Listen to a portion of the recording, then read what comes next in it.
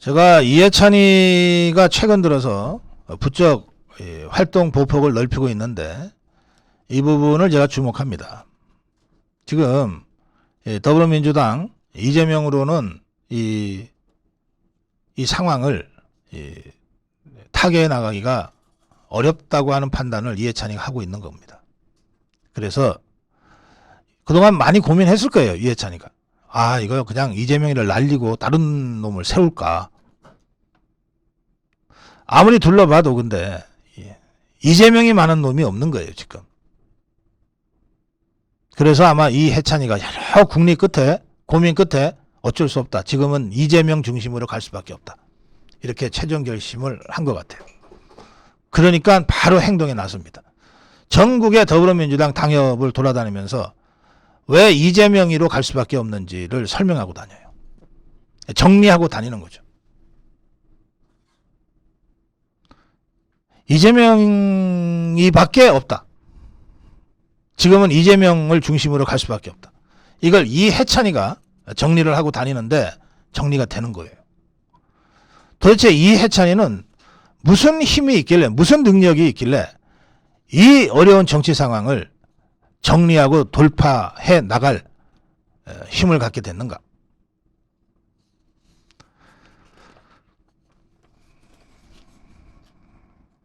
이해찬이가 갖고 있는 힘은 두 가지입니다. 첫째는 이자가 종북주사파 전선에서 단 한 번도 이탈한 적이 없는 자예요. 전선에서 이탈한 적이 없어요. 늘 종북주사파와 우리 자유파의 투쟁전선에 맨 앞에 있었어요. 이해찬이가. 정치하기 전부터 그랬고 정치한 이후에도 그랬어요. 그리고 지금 이미 이제 70대 중반에 접어들어서 건강이 극히 안 좋은 지금도 자유파와 종북주사파의 전선의 한가운데 맨 앞에 서 있는 거예요. 그게 이해찬의 힘입니다. 이자는 은퇴한 적이 없어요. 그냥 대표 직위에서 잠깐 물러났을 뿐이지 은퇴한 적이 없어요. 총리에서 잠깐 물러났을 뿐이지 은퇴한 적이 없어요. 영원한 현역이에요. 그래서 권위가 생긴 겁니다. 두 번째, 이해찬이는 뜬구름 잡는 소리 안 해요. 하나마나한 당위적인 주장 안 해요. 구체적으로 행동 지침을 얘기합니다. 언제 어디서나 구체적으로 얘기해요. 다음 보십시오. 지금 이 한겨레 신문이 전하고 있는 이해찬 제목이 이렇습니다. 좋은 SNS 유튜브 보고 쓰레기 신문 보지 마라. 한겨레 신문도 신문이지만 이런 거를 제목으로 뽑아요. 기성 언론은 쓰레기 하치장이다. 좋은 유튜브 많이 보고 쓰레기 신문 보지 마라. 이게 전주시에서 열린 당원대상 강연에서 한 말입니다. 못 알아들을 사람 없잖아요. 유튜브 많이 보라는 거 아니에요. 매우 구체적이잖아요. 뭐 대중과의 커뮤니케이션을 어떻게 하라 저떻게 하라 뭐 이런 관념적인 얘기 아니잖아요. 그냥 유튜브를 봐라 이거예요. 그러면 이 이해찬이가 이야기하는 유튜브가 뭐겠어요? 뭐 김어준 유튜브, 뭐 더 탐사 같은 거, 뭐 유시민이 하는 유튜브 이런 거 많이 보라는 거예요. 이미 신문은 쓰레기가 됐기 때문에 그거 보지 말라는 거예요. 매우 구체적이잖아요. 달리 이 이론의 여지가 없을 정도로 단순 명징하잖아. 평생 자유파와의 이 투쟁전선, 이념전선에서 한 번도 이탈한 적이 없고 그러면서 국무총리 지내고 7선 8선 국회의원을 하고 당대표를 여러 번을 하고 그랬던 이자가 전선을 딱 지키면서 매우 구체적으로 지침을 내리는 거예요. 야, 신문 보지 마. 유튜브 봐. 그 권위와 그 구체성을 갖고 이해찬이가 이끌어가는 거예요.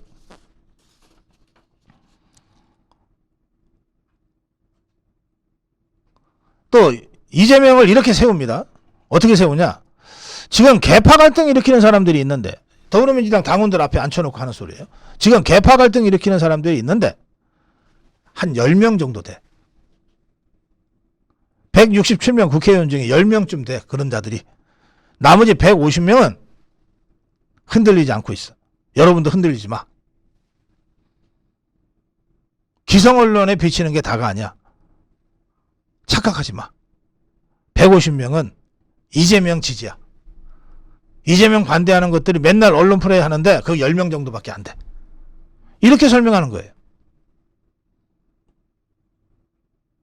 그러면 안 그래도 이재명 중심으로 갈 수밖에 없다고 생각하는 당원들이 이해찬의 이런 강연, 지침을 들으면 확신을 갖게 되죠.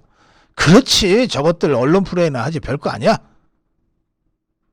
이렇게 해서 이재명, 흔들리는 이재명을 딱 바로 잡아주는 거예요.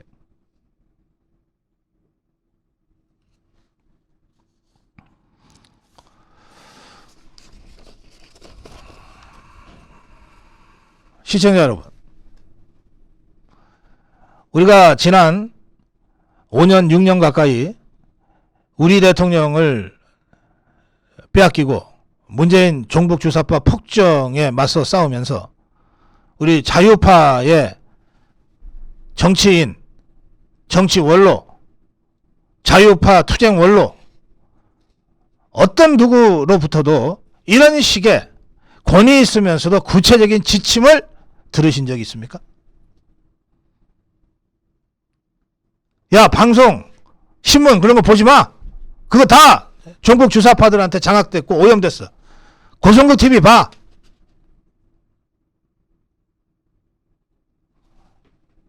이런 권위 있으면서도 단순 명쾌하고 명료한 구체적인 지침을 그때그때 필요한 상황에서 필요한 지침을 준 우리 자유파의 지도자 원로들이 있었냔 말이에요. 여러분들은 그런 원로들 보신 적 있냐고요? 만나신 적 있냐고요? 이게 원로가 그냥 나이 많이 들면 자동으로 원로가 되는 거 아닙니다. 권위가 있어야 돼요. 권위가. 정치적 권위.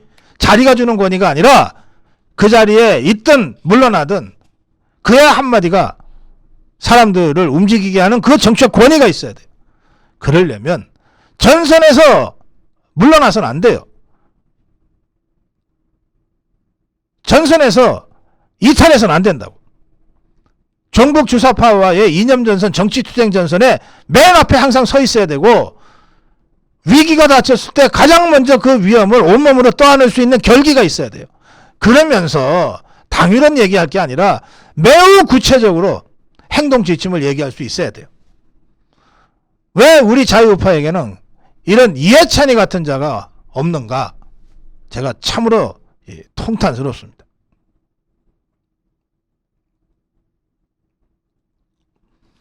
이해찬이 이름만 나와도 여러분들이 토가 나온다, 꼴보기 싫다들 하시지만 좋아요. 그거 미워하시는 건 좋아요. 그러나 저게 적군이지만 정말 저게 고수다, 실력을 갖췄다. 제가 벌써 3년 4년 전 일인 것 같은데, 이해찬이가 당대표를 만났을 때 이거 위험하다 그랬어요. 좌파, 종북주사파에서 최고의 전략가가 직접 당을 맡았다. 이거 위험하다 그랬어요. 근데 그때 이해찬이에 대한 이미지가, 대중적 이미지가 지금도 그렇고 그 당시도 그렇고 매우 안 좋았기 때문에, 아이고 뭐 이해찬이가 대표 맡아주면 다행이죠. 우리로서야 불감청위원장 고소원이죠. 이런 참 이 아마추어 같은 반응들이 다수였어요. 물론 뭐 그렇게 그냥 한두 마디로 뭉뚱그려서 그냥 평가절하하고 가고 싶은 마음은 이해를 하지만, 그러나 적의 실체를 정확하게 인식하고 대처를 했어야죠. 저는 지금 이해찬이가 본격적으로 다시 움직인 것이 심상치 않다고 생각합니다. 이것은 한편으로는 이재명의 힘만으로는 이 사태를 헤쳐나갈 수 없을 만큼 더불어민주당과 이재명이가 처해 있는 정치적 위기가 깊다는 뜻이고, 동시에 이해찬이가 이렇게 직접 나섰기 때문에 이 위기 정도는 헤쳐나갈 수 있을 것이다. 이제 이 측면을 동시에 두 개를 제가 보는 겁니다. 그러면서 왜 우리 자유파에게는 저 이해찬이 같은 자가 하나 없나 하는 안타까움을 제가 갖게 됐습니다. 그 문제 관련해서 내일 아주 의미 있는 모임이 있습니다. 자유통일을 위한 국가 원로대회를 내일 10시 반에 소공동에 있는 롯데호텔 2층에서 하는데요. 여기는 일반인들, 초청받지 않은 일반인들은 좀 가시는 것이 적절치 않은 자리니까 그냥 소식만 제가 전하겠습니다. 우리 자유파의 각계 원로들, 전 국무총리, 전 장관, 전 도지사, 전 광역시장, 전 국회의원, 전 군장성, 전 외교관, 전 대학총장, 시민단체장, 언론대표, 종교단체 대표, 전 대법관, 전 법조인, 외교관, 뭐 이런 사람들 해서 자유우파 국가원로대회를 내일 합니다. 이 대회장은 박찬정 변호사인데요.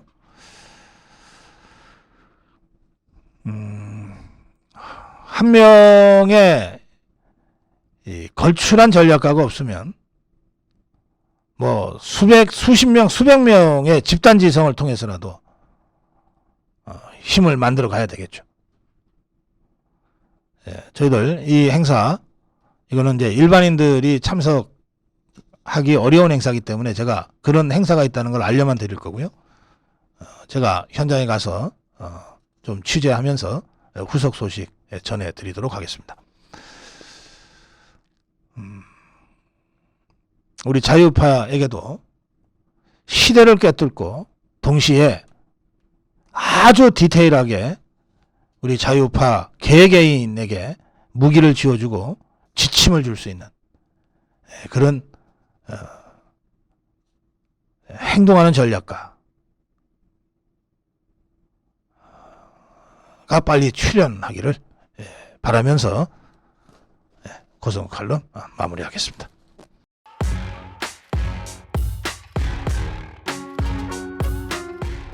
정치개혁 이슈 선점을 위한 행동에 나서라. 이건 뭐 제가 이미 수십 번을 얘기했고, 또 국민의힘에게 제발 정치개혁 이슈를 저 종북주사파 더불어민주당한테 뺏기지 마라. 뺏기지 마라. 저것들은 지금 돈봉투 의혹에 대장동 리스크에 뭐 코인 의혹에 정치개혁을 얘기할 주제도 못 되지만 저것들이 워낙 뻔뻔하기 때문에 저러면서도 정치개혁 이슈를 선점하려고 할 수도 있다. 제발 그거 뺏기지 마라. 국민들이 여야 할 것 없이 여의도 그러면 고개를 돌리는 상황에서 그 국민의 민심을 얻을 수 있는 유일한 방법은 정치개혁 하겠습니다라고 먼저 치고 나가는 것이다. 정치개혁 이슈를 선점하는 것이다. 정치개혁 어젠다를 먼저 세팅하는 것이다. 제발 좀 말 좀 들어라. 제가 이게 목이 터지도록 외쳤던 것 같습니다. 수십 번은 최소한 되는 것 같아요. 제 얘기를 듣고 그랬는지까지는 모르겠습니다. 그건 별로 중요하지 않아요. 어쨌든 김기현이가 국민의힘 대표로서 국회 대표 연설을 통해서 정치개혁을 어쨌든 주장하기 시작했어요. 김기현이가 주장한 정치 쇄신 3대 과제는 의원 정수 30명 감축, 이게 비례대표 30명 감축입니다. 문호동 무임금 원칙 관철, 그 다음에 불체포 특권 포기를 위한 서약을 하자입니다. 아니 뭐 좌파들하고 무슨 서약을 해. 자, 그래서 뭐 서약이든 뭐든 어쨌든 대다수 언론이 국민의힘 김기현 대표가 이 정치개혁 세 가지를 주장했다 이렇게 보도하고 있잖아요. 그러니까 이것을 확실하게 국민의힘의 이슈로 선점해야 되겠다. 무슨 동기였든지 어쨌든 김기현이 질렀으니까 이거를 국민의힘의 핵심적인 그 이슈로 선점해야 되겠다. 그런 차원에서 제가 몇 가지 제안을 합니다. 뭐 의원 정수 30명 줄이고 뭐 문호동 무임금 김남국이 거론하면서 문호동 무임금 얘기하고 뭐 이재명이 거론하면서 불체포 특권 얘기하고 이건 뭐 맨날 우리가 하는 얘기니까 제가 따로 설명할 필요 없을 것 같아요. 자, 정치개혁 이슈를 선점하려면 어떻게 해야 되냐? 저것들도 종북주사파 저것들도 입 달려 있고 귀가 다 열려 있으니까 정치개혁 야 국민의힘에서 먼저 치고 나가려고 그러네? 그럼 우야 물타기라도 해야 돼. 뭐 그러지 않겠어요? 지금 혁신이 띄운 게 그런 겁니다. 다. 그래서 이 정치개혁 이슈를 우리 국민의힘이 선점하고 독점하기 위해서는 대못받기를 몇 개 해놔야 돼요. 저것들이 범접하지 못하게. 그게 생각보다 어렵지가 않아요. 뭐냐면 국민의힘이 먼저 행동을 해버리는 거예요. 뭐 어렵고 큰 행동하라는 거 아닙니다. 아주 작고 소소한 것들 그냥 마음만 먹으면 오늘이라도 할 수 있는 그런 많은 것들이 있어요. 그거를 행동을 시작하자 이겁니다. 오늘이라도 마음 먹으면 할 수 있는 정치개혁 의제가 있습니까? 있어요. 이를테면 저는 이제 더 이상 KTX 탈 때 국민 세금으로 안 타겠습니다. 제가 KTX 표 사서 다닐게요. 이렇게 누군가가 선언하면 되는 거예요. 그거 어렵습니까? 그냥 결심하면 되는데. KTX는 다 지금 국민 세금으로 공짜로 타고 다니거든요. 국회의원들이. 그거 이제는 KTX 타고 다니는 것까지 우리가 국민 세금 써서는 안 된다고 생각합니다. 저부터라도 이제 제가 KTX 탈 때는 제 돈으로 타고 다니겠습니다. 이렇게 선언하는 거예요. 단 한 명이라도 국민의힘에서 먼저 선언하라는 거예요. 제가 공항 가끔 이용하는데 저희 이제 앞으로는 VIP 영접 의전 그쪽 안 하겠습니다. 그냥 일반 국민과 똑같이 줄 서서 비행기 타겠습니다. 이렇게 선언하라는 거예요. 그리고 그걸 실제로 행동하는 국회의원이 한두 명만 나오면 돼요. 그게 국회의원인지 아닌지 잘 모른다 생각하면 비서한테 동영상 찍으라 그러세요. 이게 부산이나 대구나 이쯤만 돼도 이 국회의원들이 특히 부산 같으면 비행기를 거의 다 탑니다. 서울 왔다 갔다 할 때. 그리고 김포에서 내려서 여의도까지 오는 게 그렇게 멀지 않기 때문에 비행기를 많이 타는데 그거 꼭 김포에 김포공항이나 김해공항 가면 이 국회의원들이나 무슨 고위공직자들을 위한 VIP 라운지 같은 게 있고 거기 가서 뭐 커피 한 잔 얻어 마시고 그리고 보통 일반인들이 출입하지 않는 그런 VIP 게이트를 통해서 쓱 들어가거든요. 그러지 말고 국회의원 단 한 명이라도 좋으니까 나이 든 사람들 힘들어서 그런 거는 모르겠어요. 그저 젊은 국회의원들 많잖아요. 40대 50대들이 있잖아요. 이 사람들만이라도 좀 일반 시민들과 똑같이 게이트에 줄 서서 보안 검색 받고 그리고 한 번이라도 해보라는 거예요.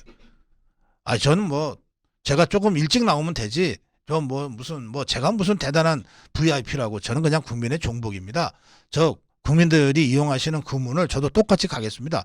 이렇게 한 번이라도 해보라는 거예요. 극장에 줄 쓸 때 새치기 안 하듯이 비행기 탈 때도 그냥 줄 서서 같이 해보라는 거예요. 그게 어렵습니까? 결심하면 오늘이라도 할 수 있는 일이에요. 이렇게 소소하지만 진짜 이 사람들은 진짜 결심을 단단히 했구나. 이런 것들까지 행동하는 거 보니까 저거 진짜 비례대표 30명 줄일 수도 있겠다. 진짜 불체포 특권 내려놓을 것 같다.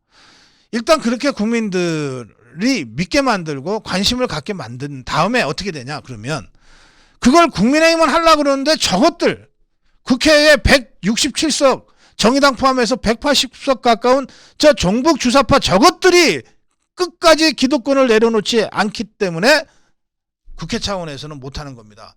그러니 여러분 내년 총선에 우리 다수당 만들어주세요. 우리가 주도해서 특권 싹 없애버릴게요. 이렇게 구도를 만들어 가야 된다 이겁니다. 그 정도의 이 진정성 있는 행동이 없이는 정치권 그러면 고개부터 돌리는 우리 국민들의 이 정말 냉담한 마음을 열 수가 없어요. 선거 때만 되면 어쩔 수 없이 다시 국민의힘을 찍어주겠지만 우리 자유파 국민들이 그것만으로는 이길 수 없잖아요. 그러니 지금이 딱 좋은 때다. 마침 당대표가 뭐 정치개혁, 정치쇄신을 질렀다. 근데 이것이 진정성이 있는 것이다. 국민의힘은 이걸 말로만 아니라 진짜 행동으로 하려고 한다는 것을 국민들한테 느끼게끔 해라. 소소한 몇 가지 특권을 내려고 놓는 것만으로도 국민들이 야 저것들 진짜 하려고 그러네. 한번 지켜보자. 돌아섰던 마음들이 다시 열릴 수 있다. 이걸 통해서 정치개혁 이슈를 선점하자. 일단 이렇게 행동을 해버리면 저 입만 갖고 사는 종북주사파 저것들이 못 따라온다. 말로만 한다 그러면 저것들이 더 잘할 수 있다. 그러나 행동으로 보여주자 그러면 저것들이 절대 못 따라온다. 이것을 제가 오늘 정치개혁 이슈 선점을 위한 작은 행동이라도 나서라. 이렇게 주장합니다. 고성국 칼럼이었습니다.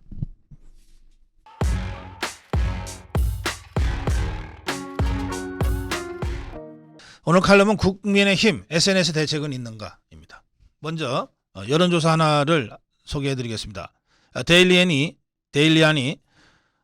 여론조사 공정에 의뢰해서 재미있는 여론조사를 했는데 그 많은 내용을 다 소개해드릴 수는 없고 이 18세에서 28세 이하 남녀만을 대상으로 설문을 해서 1600명이 응답을 했습니다. 그러니까 MZ세대입니다. 18세, 28세, MZ세대. 이들에게 물어봤어요. SNS와 온라인 커뮤니티, 정치 글, 정치 댓글들이죠. 스스로 얼마나 영향을 받는다고 생각하는가 이런 질문에 대해서 영향을 받는 편이다. 가 47%예요. 영향을 안 받는다가 49%. 그러니까 반반이라고 보시면 됩니다.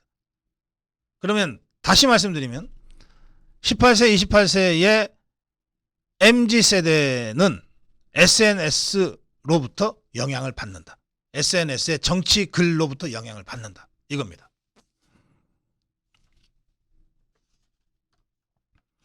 이것을 스스로 좌파, 진보라고 생각하는 사람들과 스스로 우파, 자유파라고 생각하는 사람들한테 물어봤는데 비슷합니다. 비슷하게 반반씩 나와요. SNS로부터 영향을 받는다. MZ세대의 절반이 SNS로부터 영향을 받는다. 이렇게 답변하고 있습니다. 이게 너무나 당연한 또 상식적인 답변인 것 같지만 어쨌든 여론조사로 확인이 되니까 의미가 있는 거예요. 이게 사실일 거다. 이렇게 저도 봅니다. 자, 그렇다면 정치권에서 뭐라 그럽니까? 입만 열면 중도층이 중요해. 입만 열면 MZ세대가 중요해. 그러잖아요? 근데 이들이 영향을 받는 것, 이들의 절반이, MZ세대의 절반은 SNS로 영향을 받는다는 거예요. 이렇게 스스로 답변하고 있어요.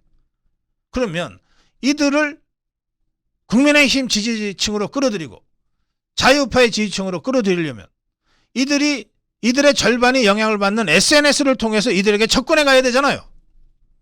그래서 제가 국민의힘에게 이렇게 묻습니다. 국민의힘, MZ세대를 국민의힘 지지로 끌어들일 SNS 대책을 갖고 있는가? SNS 정책을 지금 실행하고 있는가? 제가 그렇게 묻습니다.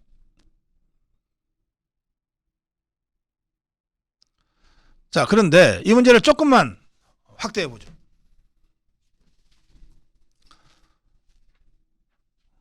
제가 한 40년 방송 생활 하지 않았습니까? 제가 방송을 막 시작하던 40년 전에는 수많은 다양한 매체들이 그때도 있었고 지금도 있는데 그때는 SNS라고 하는 건 아예 없을 때죠. 40년 전에. 그때 압도적인 영향력 1위는 TV였습니다. 제가 진행하던 추정 60분은 시청률이 25% 평균 나왔어요. 압도적인 영향력은 TV였습니다. 그 다음이 조중동 같은 신문이었어요. 그 다음에 지금은 거의 안 봅니다만 월간지, 주간지들이 그 다음이었어요. 그 다음에 라디오 시사 프로그램이 있었습니다. 순서가 그랬습니다. 그런데 이 미디어의 비중이 다양한 미디어 출연과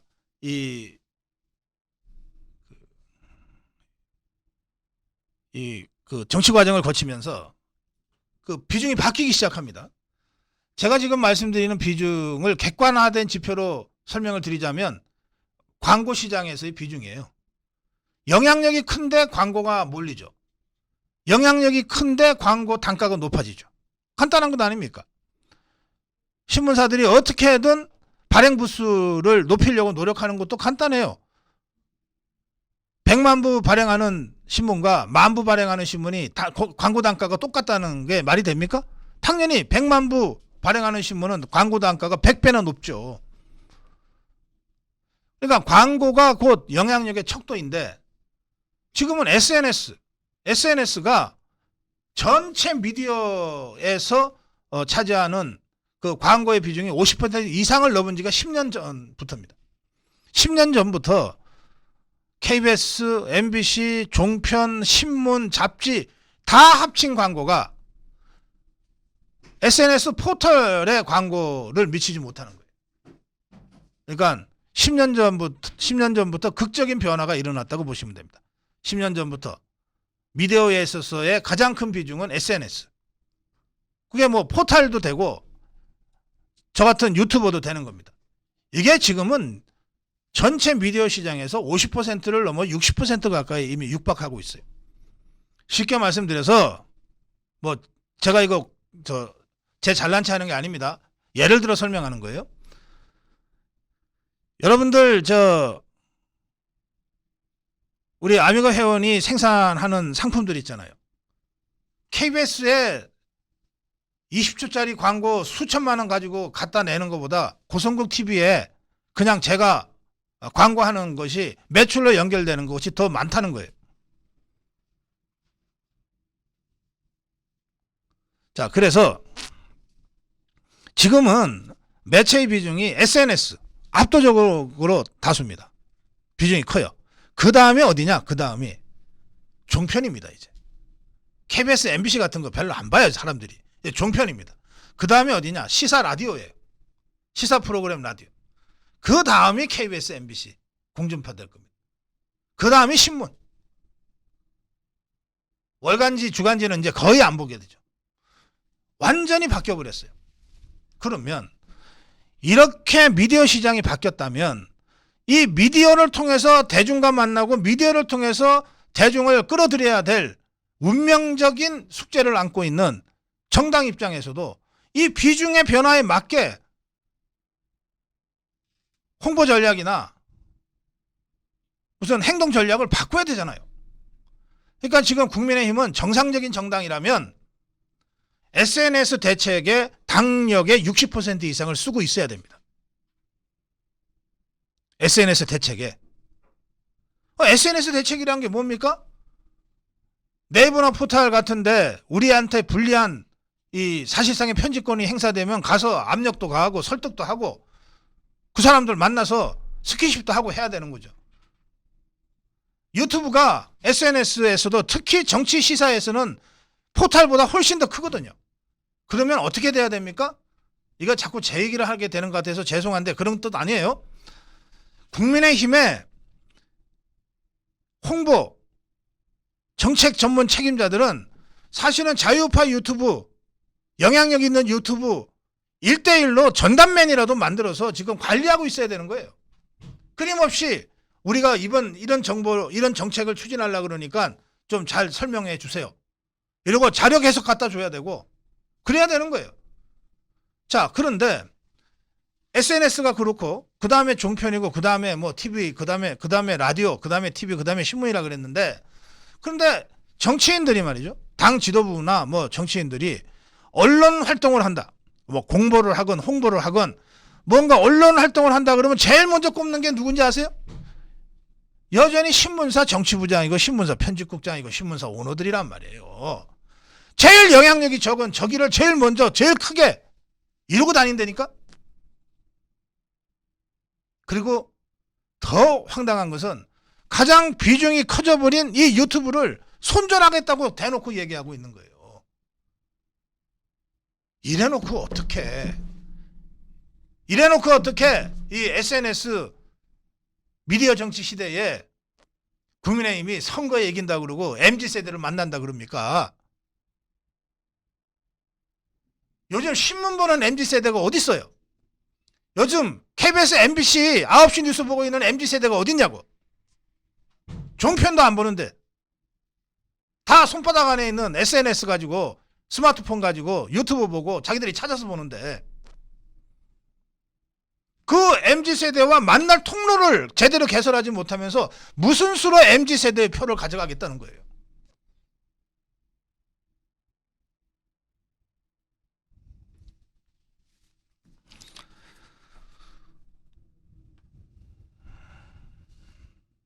MZ세대는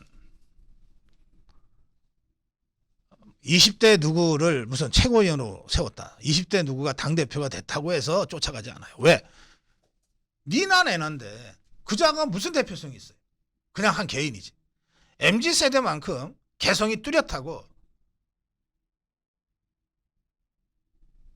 자신에 대한 자긍심이 강한 세대가 없어요. 나는 나야. 그 MZ세대 한 명 한 명한테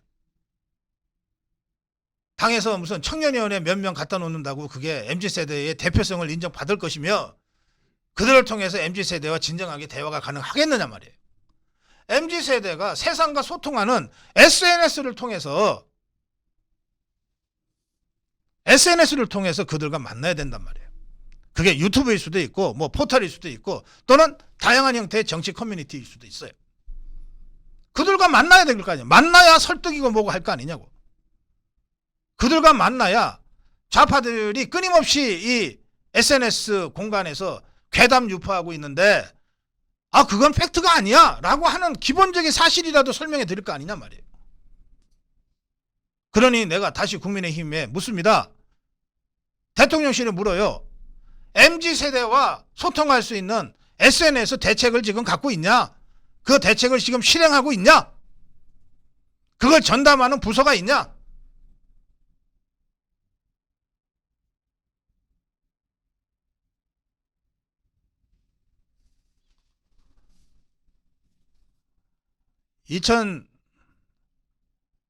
(2017년) 선거 때였어요. 불과 지금부터 5년 전이죠. 그때 홍준표가 당 대선 후보가 됐을 그때 제가 당시 자유한국당의 전 당협의 사무국장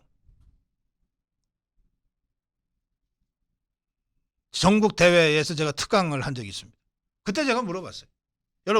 여러분들 당협에 가면 어디나 있는 두 개의 위원회가 있을 것이다. 하나가 여성위원회, 하나가 청년위원회. 근데 지금 우리는 SNS 정치 시대에 살고 있다. 여러분들의 당협에 SNS 위원회가 설치되어 있는 곳이 있는가 손들어 봐라 그랬어요. 3명인가 4명인가 손을 들었고 나머지는 SNS 위원회가 뭔지를 모르고 있더라고. 5년 전에 그랬어요. 6년 전에 그랬다고. 자, 제가 다시 묻습니다. 국민의힘 그 6년 전 5년 전보다 나아진 게 있냐? 나아진 게 있냐 말이야.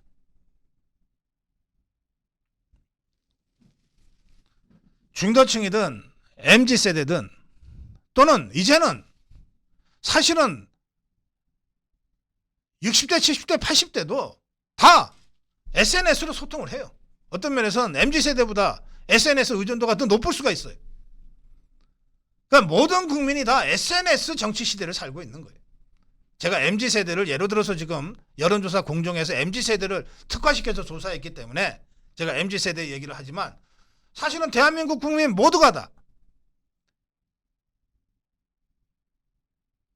SNS를 통해서 포털이든 유튜브든 정치 커뮤니티든 SNS를 통해서 소통하고 있는 거예요. 그런데 정작 선거의 주체인 국민의힘은 여전히 언론인 만나라 그러면은 신문사 사장이나 신문사 편집국장 만나고 있지 않냐 말이야. 고작 해봤자 종편 누구 만나고 있지 않냐 말이야. 이래 갖고서 어떻게 이기냐고 선거를.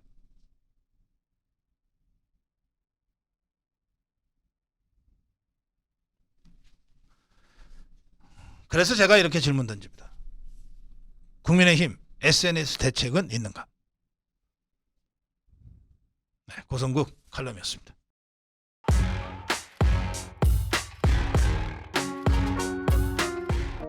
표손에 각오하고 시작한 교육개혁입니다. 예, 그런데 지금은 이게 수능의 킬러 문항이 표적인데,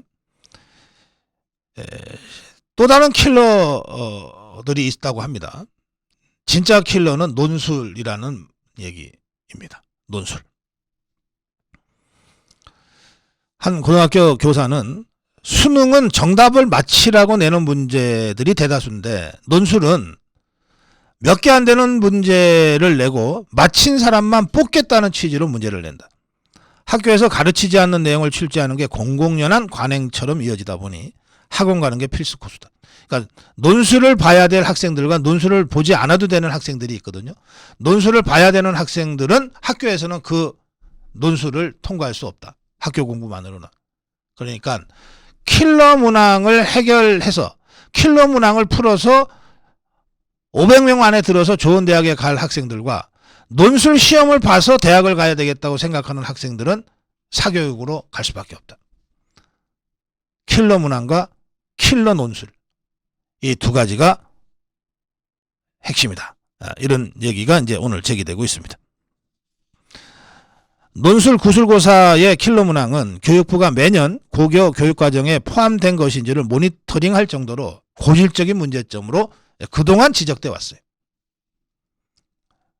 지금 어제까지는 킬러 문항만 문제였는데, 수능에 출제되는 킬러 문항만, 이제는 킬러 논술까지 좀 문제를 확대해서 봐야 된다.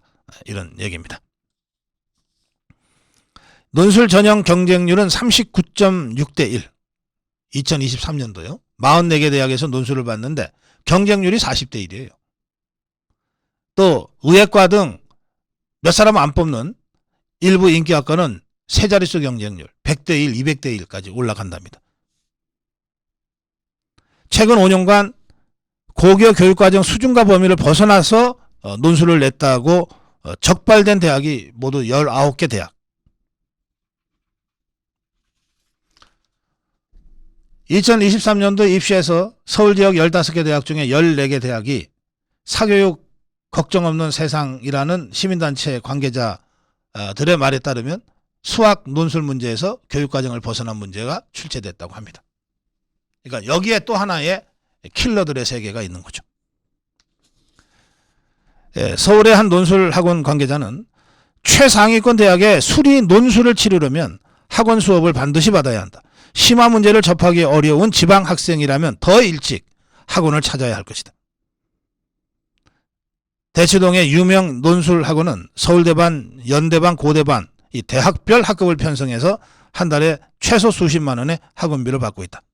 올해 재수생이 많아지면서 보통 여름방학 때부터 러시가 시작되는데 좀 일찍 시작된 것 같다. 유명 논술학원 수강 신청은 다 마감됐다는 얘기도 들린다. 엄연히 대입제도에 포함된 공식 전형인데, 그런데 공교육 안에서는 이 논술 입시에 대비하는 것이 사실상 불가능하다는 겁니다. 서울의 한 고등학교 교사는 전체로 보면 논술 정원에 응시하는 학생이 10,000명 정도가 되지만 학교별로는 이게 10명도 채 안 되는 인원이기 때문에 이 10명을 위해서 고등학교 교과를 편성한다든지 이 10명을 위해서 별도로 학습을 시키는 것 자체가 불가능하다. 그러니까 이 10명은 학원에 가서 공부할 수밖에 없다. 이래서 논술 입시를 매개로 교육계와 사교육계 사이에 입시 카르텔이 구축이 됐다. 킬러 문항 못지않게 킬러 논술도 사교육 카르텔을 구축하는데 핵심적인 역할을 했다. 네. 자, 어쨌든 이 사교육 카르텔에 대한 집중 단속이 이제 어제부터 시작됐습니다. 학원가가 초긴장 상태가 됐는데,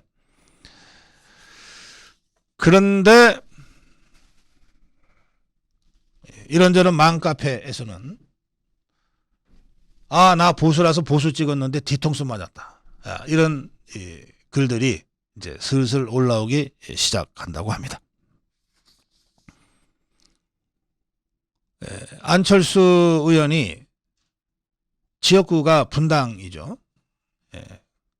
뭐 대치동 못지않은 그 사교육이 아주 극성을 떨고 있는 지역인데,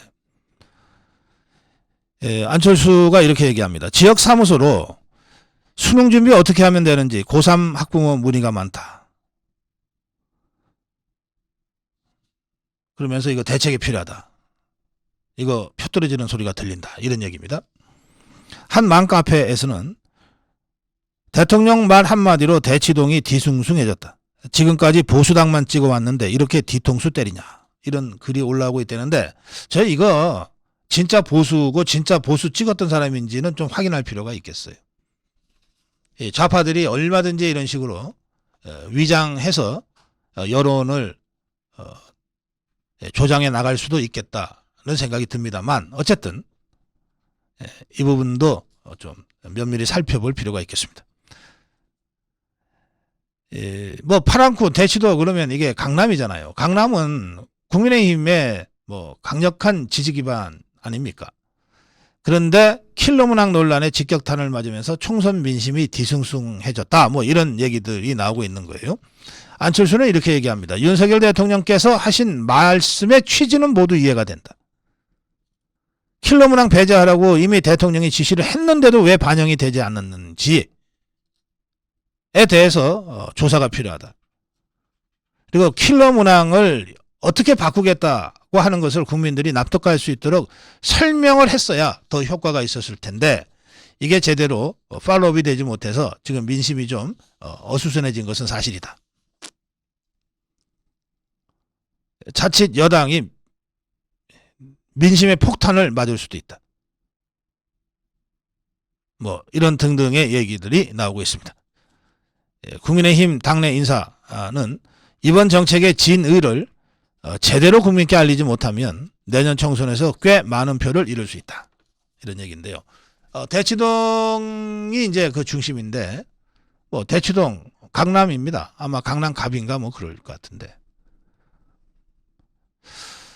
저는 뭐 이런 이 민심이 있다 하더라도 대치동 있는 강남에서 우리 국민의힘 후보가 떨어질 리는 없다고 생각합니다. 자, 그러나 그게 중요한 것이 아니고요.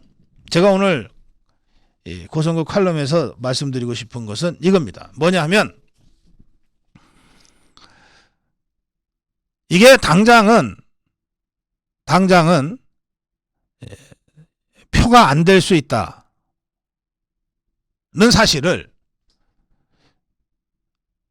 윤석열 대통령이 몰랐을까? 어떤 개혁이든 그 개혁을 추진하면 개혁으로 인해서 손해를 보는 집단이 소수지만 생깁니다. 왜냐하면 기득권자들의 이 밥통, 철밥통을 내려놔야 되는 일이기 때문에 그래요. 이 자들은 구체적으로 손해를 보기 때문에 개혁에 대해서 저항할 수밖에 없어요. 그런데 그 개혁이 이루어지면 그 개혁의 성과는 훨씬 더 많은 사람들한테 이익으로 돌아갑니다. 그런데 이익으로 돌아가는데 이게 시간이 걸려요. 개혁의 성과가 국민들에게 돌아갈 때는 뭐 2년이 걸리기도 하고 5년이 걸리기도 하고 10년이 걸리기도 한단 말이에요. 그 다음에 이익이 돌아오는 것을 국민들이 체감하는 사람들이 별로 없어요. 그러니까 개혁을 추진하다 보면, 개혁은 기존의 기득권 구조를 혁파해야만이 개혁으로 할 수 있잖아요. 그러니까 혁파당하는 소수의 기득권들은 구체적인 적군이 됩니다.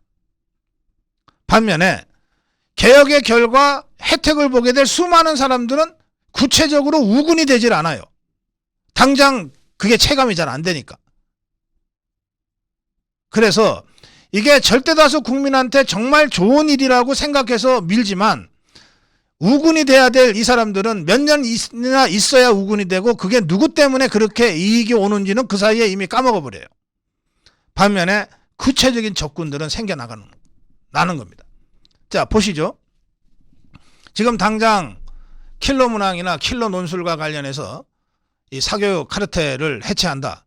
그러면 당장 해체당하는 고액 일타 강사들, 고액 학원의 관계자들, 또 그거 가지고서 카르텔 만들어서 이리저리 재미봤던 뭐 교육 관계자들, 또 대치동에 그래도 학원이 모여서 북적북적하니까 거기서 뭔가 장사라도 좀 됐던 이런 사람들, 또 그렇게라도 해서 학벌 사회인 한국에서 계층 상승을 도모해왔던 그런 사람들이 다 적군이 되는 거예요.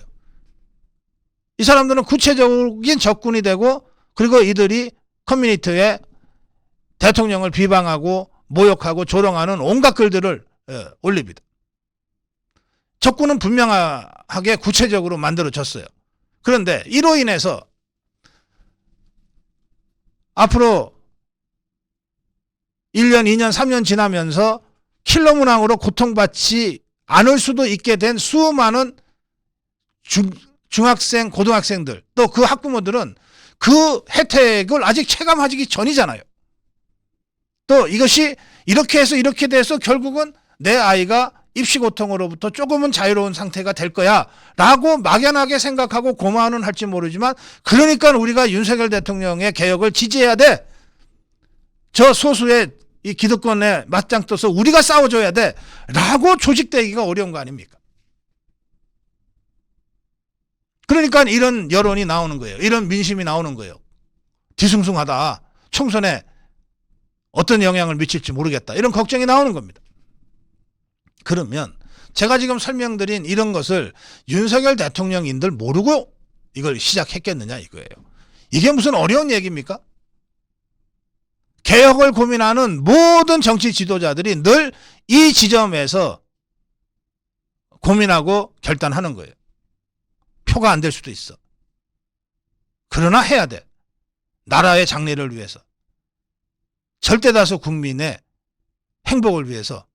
당장은 표가 안 되더라도, 당장은 내가 두들겨 맞더라도 해야 돼. 표가 안 되는 줄 알면서도 해야만 되는 거예요. 이걸 윤석열 대통령이 모르고 했겠느냐 이 말입니다. 지금 우리 자유파 진영에 뭐 대통령이 좀 사전에 좀 준비하고 좀 꼼꼼하게 챙기고 절차 잘 밟아서 했어야 되는데 너무 확 질렀다. 이게 안철수도 그 비슷한 얘기를 지금 하고 있는 것 아닙니까? 개혁은 그렇게 해서 되는 거 아닙니다. 준비는 필요하지만 어떤 개혁이든 개혁이 시작될 때는 확 질러서 시작하는 거예요. 군사작전처럼 전격적으로 해야 되는 거예요. 적군이 대비하기 전에. 그래서 저는 윤석열 대통령이 이 교육개혁을 킬러 문항을 가지고서 시작할 때 충분히 이거 당장은 표가 안 될 수도 있어. 당장은 오히려 밥그릇 잃는 사람들이 격렬하게 또 극렬하게 저항할 수 있어. 그거 다 생각하고, 그럼에도 불구하고 이거는 나라의 미래를 위해서, 우리 아이들의 정상적인 교육을 위해서 이거는 해야 돼. 해야 돼. 내가 안 하면 결국은 더 몇 년 늦춰지는 수밖에 없어. 아이들은 그 사이에 훨씬 더 고통받게 돼. 교육의 정상화는 그만큼 더 어려워져. 이런 결단으로 이 문제를 시작했다고 저는 생각합니다. 이 얘기는 뭐냐? 그만큼 이번 교육개혁은 윤석열 대통령의 진심이 담긴 개혁 드라이브다 이거예요. 진정성이 있는 교육 개혁 정책이라는 겁니다. 표계산에서 시작한 것이 아니라는 거예요. 자, 그런데 대통령은 이런 결단을 이런 방식으로 할 수밖에 없죠. 대통령한테 표계산 해가면서 하라. 그렇게 하면 대통령 할 수 있는 거 하나도 없어요. 대통령은 이렇게 진심 개혁해야 돼요. 그럼 이 상황에서 이것을 그래도 표가 되도록 만들어내는 일은 누가 하냐? 당이 하는 겁니다. 당이 국민들한테 사실은 이거 질르면 당장 표 안 되는 걸 대통령님들 몰랐겠습니까? 그런데도 왜 질렀겠어요? 이거 방치하면 정말 나라가 망한다고 생각했기 때문 아닙니까? 하면서 킬러 문항, 킬러 논술과 이 사교육 시장과 이 교육, 오래된 이 교육 기득권자들의 이 카르텔, 커넥션, 586가들의 이 생태계, 이런 것들을 국민들한테 설명하고, 그래서 사실은 강 건너 불 보듯 볼 수도 있는 우리 국민들을 이 문제를 자신의 문제로 받아들이게 만들고, 그래서 야, 개혁하느라고 진짜 힘들 텐데, 외로울 텐데 우리라도 힘을 보태줘야지 라고 다시 민심을 수습하는 일을 국민의 힘이 해야 되는 것 아니냔 말이야. 그게 집권당이라는 거예요.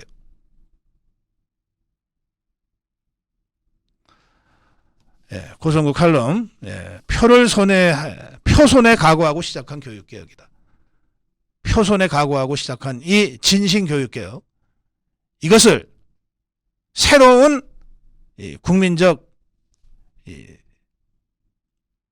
결집으로 전환시켜낼 책임은 정치하는 사람들, 국민의 힘에게 있다. 고성국 칼럼이었습니다.